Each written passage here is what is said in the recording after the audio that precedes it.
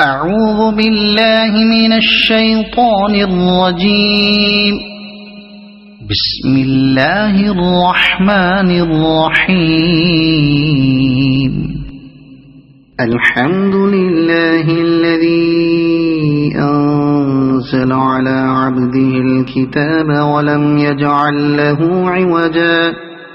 قيما لينذر بأسا شديدا من لدنه ويبشر المؤمنين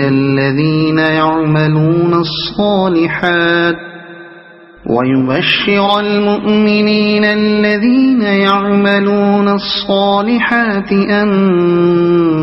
لهم أجرا حسنا ماكثين فيه أبدا وينذر الذين قالوا اتخذ الله ولدا ما لهم به من علم ولا لآبائهم كبرت كلمة تخرج من أفواههم إن يقولون إلا كذبا فلعلك باخع نفسك على آثارهم إن لم يؤمنوا بهذا الحديث أسفا إنا جعلنا ما على الأرض زينة لها لنبلوهم أيهم أحسن عملا وإنا لجاعلون ما عليها صعيدا جرزا أم حسبت أن أصحاب الكهف والرقيم كانوا من آياتنا عجبا إذ أوى الفتية إلى الكهف فقالوا ربنا آتنا من لدنك رحمة وهيئ لنا من أمرنا رشدا فضربنا على آذانهم في الكهف سنين عددا ثم بعثناهم لنعلم أي الحزبين أحصى لما لبثوا أمدا نحن نقص عليك نبأهم بالحق إنهم فتية آمنوا بربهم وزدناهم هدى وربطنا على قلوبهم إذ قاموا فقالوا ربنا رب السماوات والأرض لن ندعو من دونه إلها لقد قلنا إذا شططا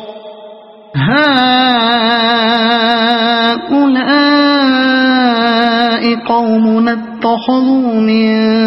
دونه آلهة لولا يأتون عليهم بسلطان بين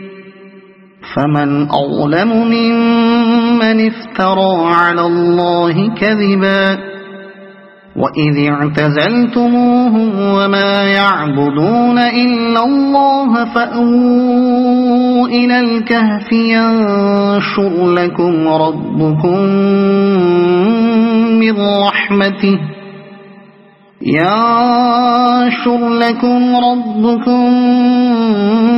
من رحمته ويهيئ لكم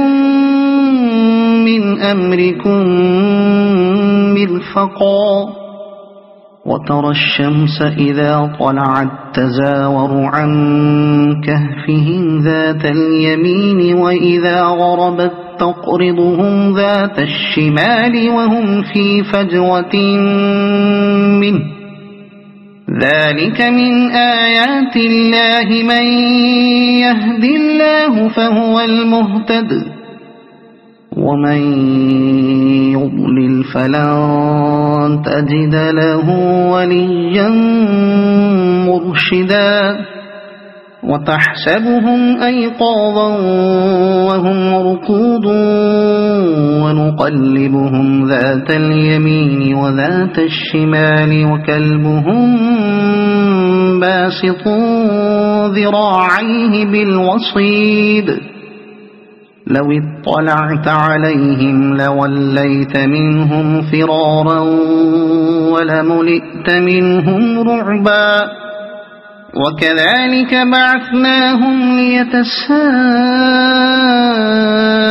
بينهم قال قائل منهم كم لبثتم قالوا لبثنا يوما أو بعض يوم قالوا ربكم أعلم بما لبثتم فابعثوا أحدكم بورقكم هذه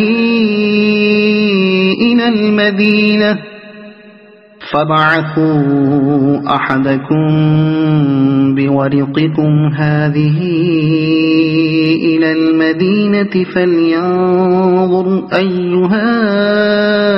أزكى طعاما فليأتكم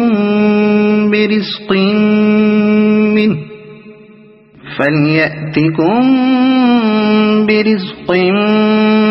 منه وليتلطف ولا يشعرن بكم أحدا إنهم إن يظهروا عليكم يرجموكم أو يعيدوكم في ملتهم ولن تفلحوا إذا أبدا وكذلك أعثرنا عليهم ليعلموا أن وعد الله حق وأن الساعة لا ريب فيها إذ يتنازعون بينهم أمرهم فقالوا بنوا عليهم بنيانا ربهم أعلم بهم قال الذين غلبوا على أمرهم لنتخذن عليهم مسجدا سيقولون 3 رابعهم كلبهم ويقولون 5 سادسهم كلبهم رجما بالغيب ويقولون 7 وثامنهم كلبهم قل ربي أعلم بعدتهم ما يعلمهم إلا قليل فلا تمار فيهم إلا مراء ظاهرا ولا تستفت فيهم منهم أحدا ولا تقولن لشيء إني فاعل ذلك غدا إلا أن يشاء الله واذكر ربك إذا نسيت وقل عسى أن يهديني ربي لأقرب من هذا رشدا ولبثوا في كهفهم 300 سنين وازدادوا 9 قل الله أعلم بما لبثوا له غيب السماوات والأرض أبصر به وأسمع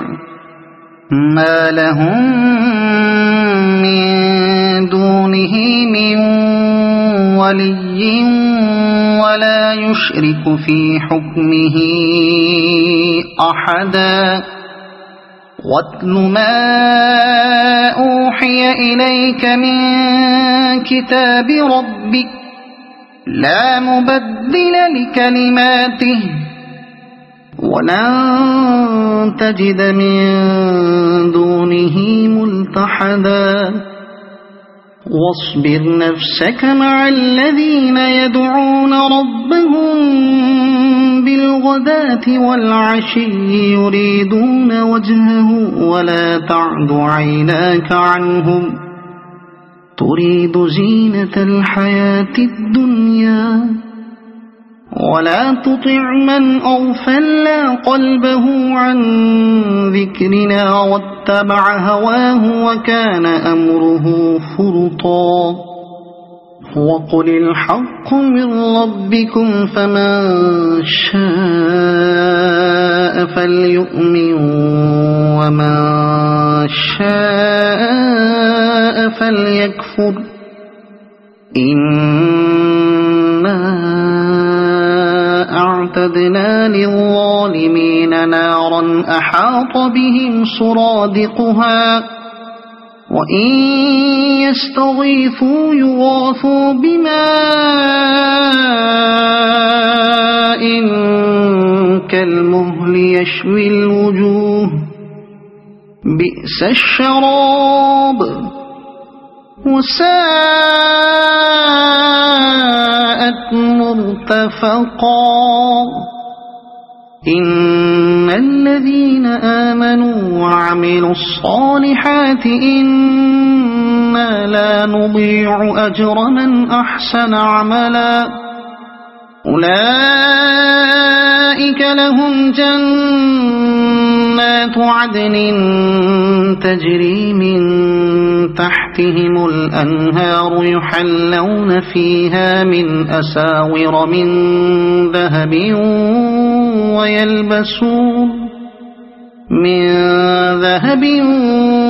ويلبسون ثيابا خضرا من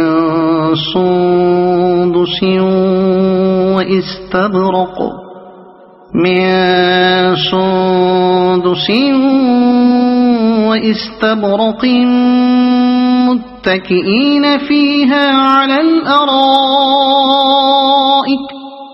واستبرق متكئين فيها على الأرائك نعم الثواب وحسنت مرتفقا واضرب لهم مثل الرجلين جعلنا لأحدهما جنتين من أعناب وحففناهما بنخل وجعلنا بينهما زرعا كلتا الجنتين آتت أكلها ولم تظلم منه شيئا وفجرنا خلالهما نهرا وكان له ثمر فقال لصاحبه وهو يحاوره أنا أكثر منك مالا وأعز نفرا ودخل جنته وهو ظالم لنفسه قال ما أظن أن تبيد هذه أبدا وما أظن الساعة قائمة ولئن رددت إلى ربي لأجدن خيرا منها منقلبا قال له صاحبه وهو يحاوره أكفرت بالذي خلقك من تراب ثم من نطفة ثم سواك رجلا لكن هو الله ربي ولا أشرك بربي أحدا ولولا إذ دخلت جنتك قلت ما شاء الله لا قوة إلا بالله إن ترني أنا أقل منك مالا وولدا فعسى ربي أن يؤتيني خيرا من جنتك ويرسل عليها حسبانا من السماء فتصبح صعيدا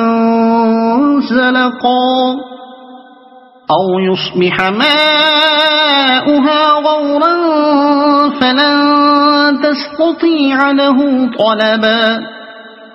وأحيط بثمره فأصبح يقلب كفيه على ما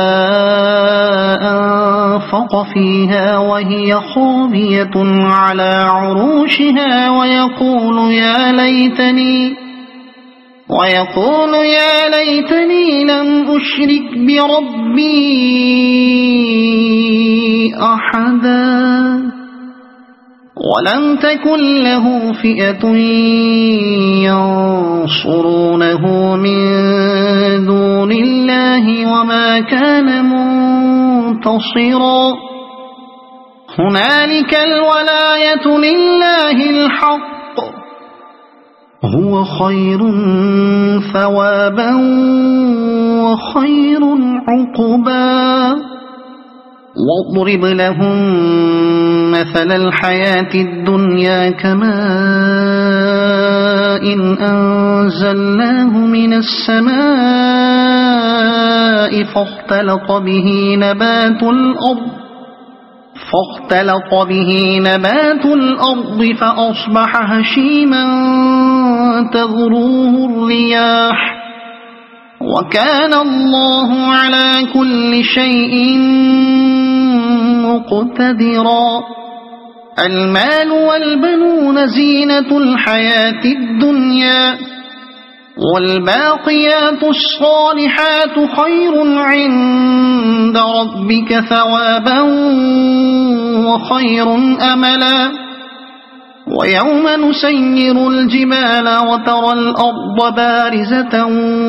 وحشرناهم فلم نغادر منهم أحدا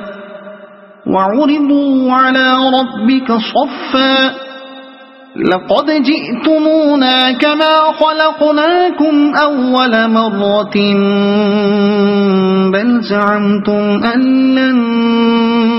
نجعل لكم موعدا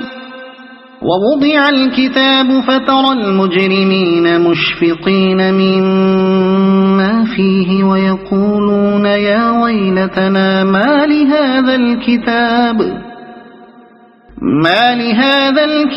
لا يغادر صغيرة ولا كبيرة إلا أحصاها ووجدوا ما عملوا حاضرا ولا يظلم ربك أحدا وإذ قلنا للملائكة اسجدوا لآدم فسجدوا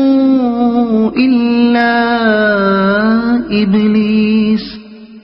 كان من الجن ففسق عن أمر ربه أفتتخذونه وذريته أولياء من دوني وهم لكم عدو بئس للظالمين بدلا ما أشهدتهم خلق السماوات والأرض ولا خلق أنفسهم وما كنت متخذ المضلين عضدا ويوم يقول نادوا شركائي الذين زعمتم فدعوهم فلم يستجيبوا لهم وجعلنا بينهم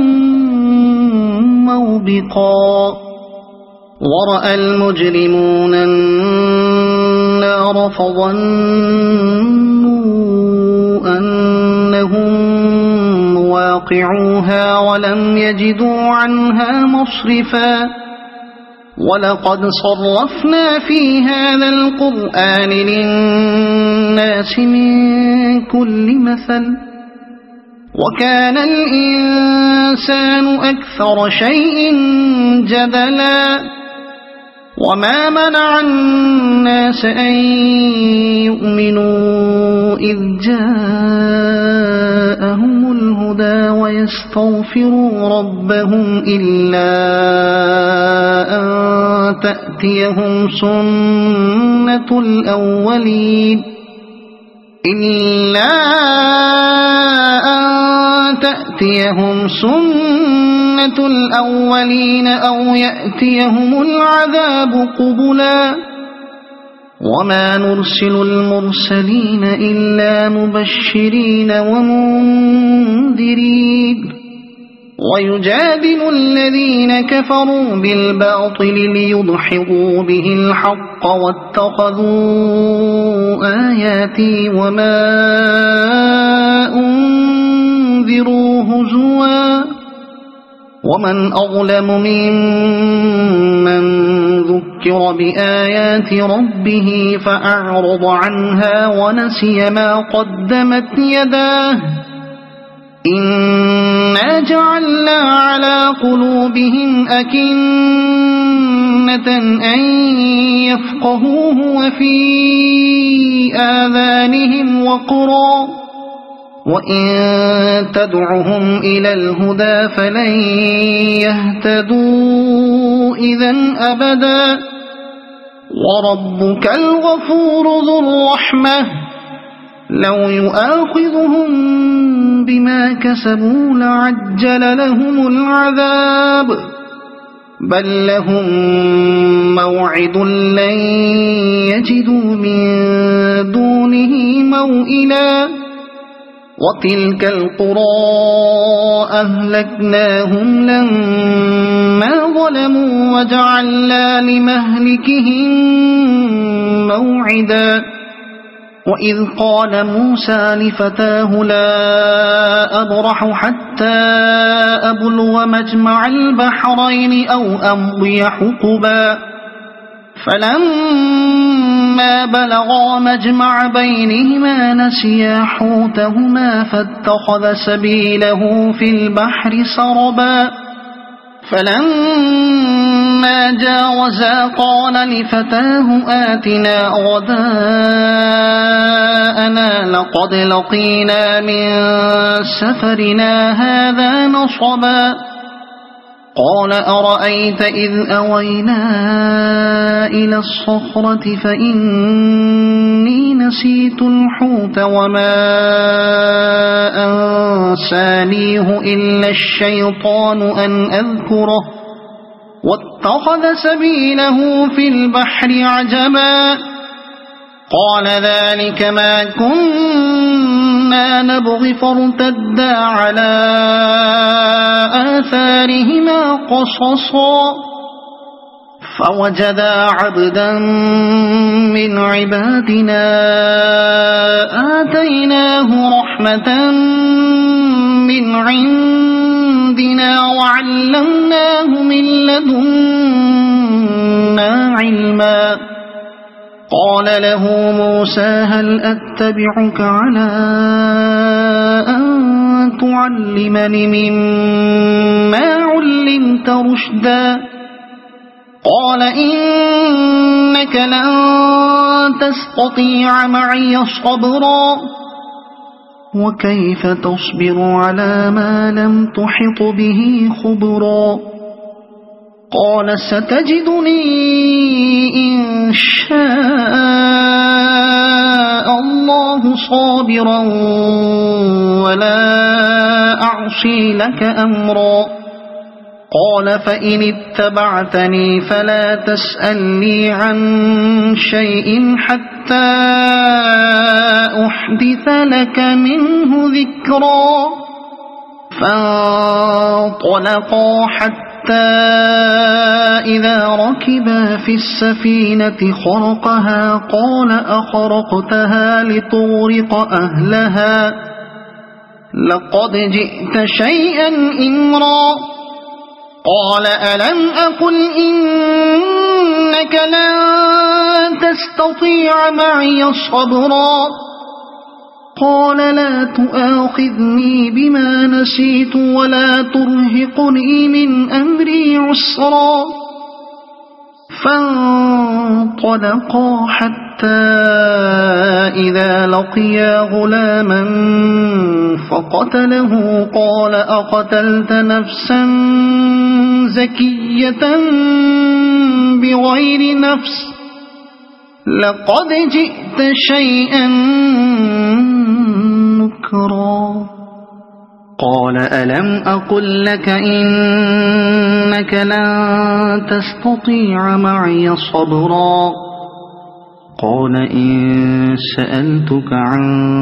شيء بعدها فلا تصاحبني قد بلغت من لدني عذرا فانطلقا حتى إذا أتيا أهل قرية استطعما أهلها فأبوا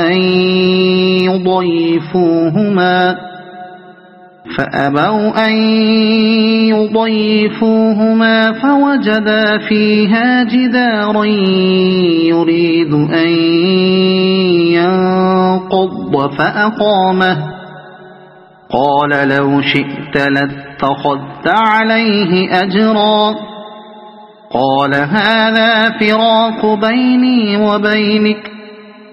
سأنبئك بتأويل ما لم تستطع عليه صبرا أما السفينة فكانت لمساكين يعملون في البحر فأردت أن أعيبها وكان وراءهم ملك يأخذ كل سفينة غصبا وأما الغلام فكان أبواه مؤمنين فخشينا أن يرهقهما طغيانا وكفرا فأردنا أن يبدلهما ربهما خيرا منه زكاة وأقرب رحما وأما الجدار فكان لغلامين يتيمين في المدينة وكان تحته كنز لهما وكان أبوهما صالحا فأراد ربك أن يبلغا أشدهما ويستخرجا كنزهما رحمة من ربك وما فعلته عن أمري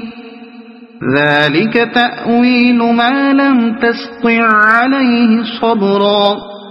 ويسألونك عن ذي القرنين قل سأتلو عليكم منه ذكرا إنا مكنا له في الأرض وآتيناه من كل شيء سببا فأتبع سببا إنا مكنا له في الأرض وآتيناه من كل شيء سببا فأتبع سببا حتى إذا بلغ مغرب الشمس وجدها تغرب في عين حمئة ووجد عندها قوما قلنا يا ذا القرنين إما أن تعذب وإما أن تتخذ فيهم حسنا قال أما من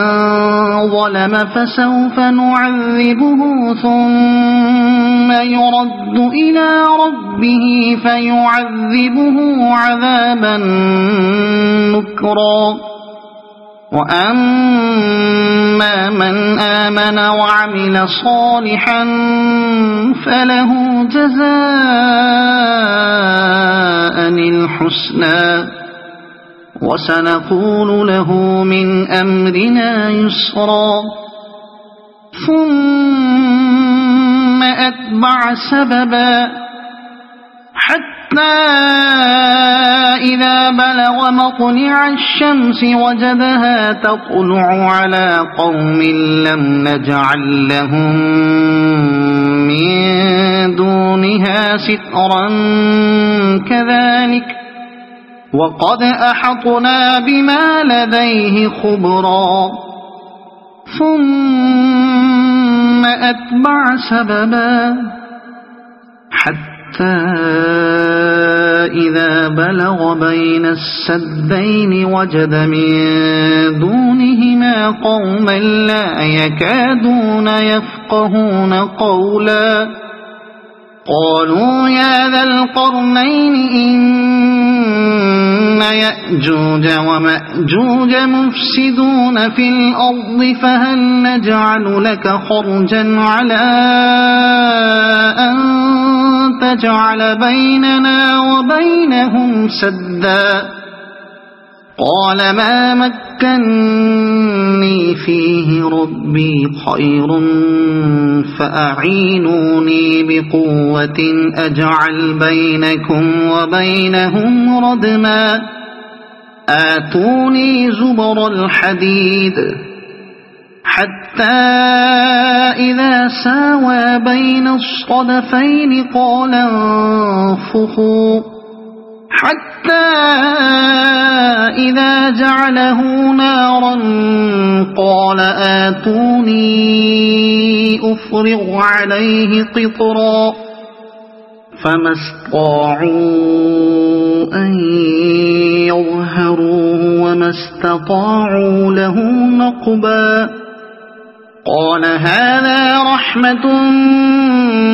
من ربي فإذا جاء وعد ربي جعله دكاء وكان وعد ربي حقا وتركنا بعضهم يومئذ يموج في بعض ونفخ في الصور فجمعناهم جمعا وعرضنا جهنم يومئذ للكافرين عرضا الذين كانت أعينهم في غطاء عن ذكري وكانوا لا يستطيعون سمعا أفحسب الذين كفروا أن يتخذوا عبادي من دوني أولياء إنا أعتدنا جهنم للكافرين نزلا قل هل ننبئكم بالأخسرين أعمالا الذين ضل سعيهم في الحياة الدنيا وهم يحسبون أنهم يحسنون صنعا أولئك الذين كفروا بآيات ربهم ولقائه فحبطت أعمالهم فلا نقيم لهم يوم القيامة وزنا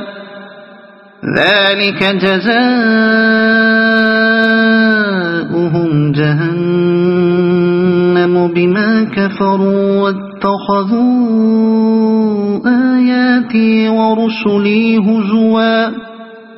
إن الذين آمنوا وعملوا الصالحات كانت لهم جنات